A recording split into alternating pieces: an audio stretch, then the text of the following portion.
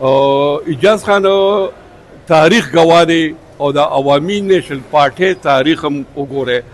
دا د سلو کالونه د باچا خان بابا غ جدوجہد دی. دا یاره یو خبره رسو کومه دوی دا وایي چې وزیر اعلی دا وایي دغه مثال خو د پرایمري د سکول د ماشوم دی هغه سیاست نه څه خبر دی هغه لوی شوي کم دی کې دی هغه تعلیم کم دی کې کړی دی نو هغې پسې چې ته راځې نو اول خو ما ته زه ووایه چې د هغه زده کړه سره شته دی نه هغه په سیاست پیږي نه بس د عمران خان حواله الله په دې خلکو باندې رحم کړی دی او دا بچي د دوی کردار اړو څه شته دی نه دا صرف د عمران خان هغه حواله د بوټو صاحب تاریخ په تاسو بچي نه یاد مونږ ته یاد دي زمونږ د سکول د کالج زمانه وه بوټو صاحب به وایي چې زه یوې ستنې له ټیکټ ورکړم دغه ستنه به هم کامیابېږي. دا عمران خان چا راوویسته دا دونه اهمیت څنګه ملو شو د هغه هوا څنګه جوړه شوه د دې نه پاکستان بچي خبر دی په هغې باندې به بحث نه کوو. زه به د وزیر اعلی د 400 دورې پورې ویم د ده نه وړاندې د عوامي نیشنل پارټۍ حکومت و خیدر خان اوتي چې کوم دی زموږ وزیر اعلی و چې د 400 ته راغی په سټیج ودرېده وګورئ د هغه تقریر ریکارډ په فیسبوک او په دغه باندې نن هم چلیږي هغه وایي چې د 400 دا زما د نیا نیکه کلی دی زه نن تاسو له راغلم خو ګورې ډک جیب سره راغلم ډک جیب سره تاسو به مطالبه کوئ تاسو به خبره کوئ زه چې د دې 400 نو زه مو سبا له تاسو کومه مطالبې او سبا له په هغې کار شروع نه شو نو زه به د سیټ نه استعفا ورکوم. تاریخ وګورئ د ضلع 400 کارکردګي زه د صوبې په څه خبر وکړم د خپلې ضلع دیم پرون راغی دی صرف او صرف خپل ورکر په یو دغه باندې دننه مشغول ساتي چې مونږ ته خیال نی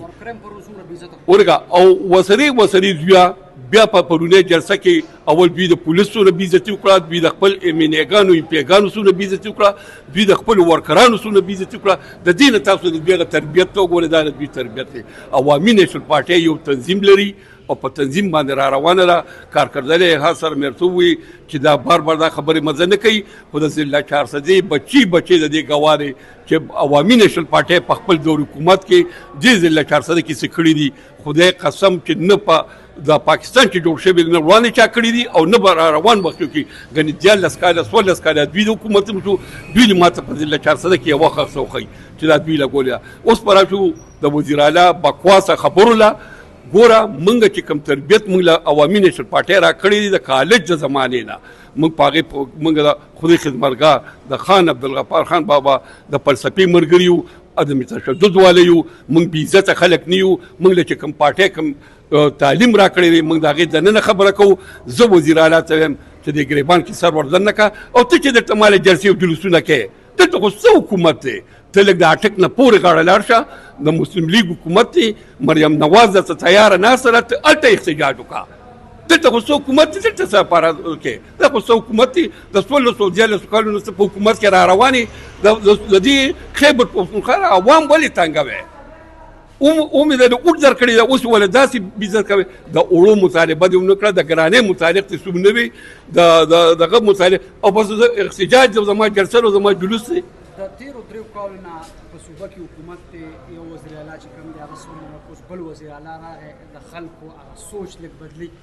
تاسو که خپل دور ته وګورئ روزګار باندې خبرې وکړئ نو بله روزګارونه چې کوم دی عوامي نیشنل پارټۍ ورکړي دي څنګه چې یو مشر وختي ویلې چې دوی په اوس درته زما صدر صاحب په خپل تقریر کې مختصر یو خبره وکړه چې هغه وخت د پولیس تنخواه او څنګه چې خیدروزي وزیر اعلی شو د پولیس تنخواه له کم ځای نه کم ځای ته ورسوله د یو پرایمري د استاد به څه تنخواه وه چې کله بابک صاحب وزیر تعلیم شو هغه په لومبۍ په ایجنډا کې دا شی شامل کړ چې دا خو زما د تعلیم بنیاد دی د پرایمري استاد له به زه هغومره عزت ورکوم په امریکې ته وګوره د امریکې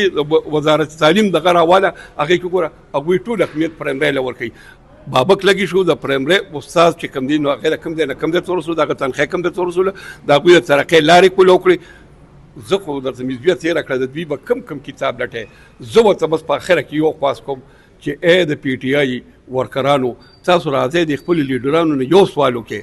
تاسو له اوسه پورې په دې 13 سال کې دوی کړي څه دي دوی صرف په دې غلطو پولتو باندې تاسو مشغول ساتي چې دوی خپلې وانې کوي دوی خپلې غلاګانې کوي دوی خپلې غلاګانې او وانې تاسو نه پټوي ګنې د دې ضلعې صدر چې و عزیز خان هغه اوس یو میاشت وړاندې څه ویلي وایي زه صدارت ته استعفا ورکوم چې زه د دې امپیګانو امینیګانو هغه شي تاسو را څرګند خو هغه یې خوله بند کړه ځکه چې ویلي نشي نو زه صرف دوی دا ورکر په خپل مشغول ساتي زه اخره کې د پی ټی آی د ټولو پارټۍ څونه ورکران چې دي لیډران خو پرېږده خو ورکران څه خواست کوم چې دوی خولې پسې مزه دوی دوکه کې ساتي او که دوی احتجاج کوي او جلسه کوي دا ټک نه دی پورې غاړو کې دلته خو دوی حکومت دلته خو اصل ما دوی پسې خلک کوټې ورکړی دی ډېره مننه الله عزت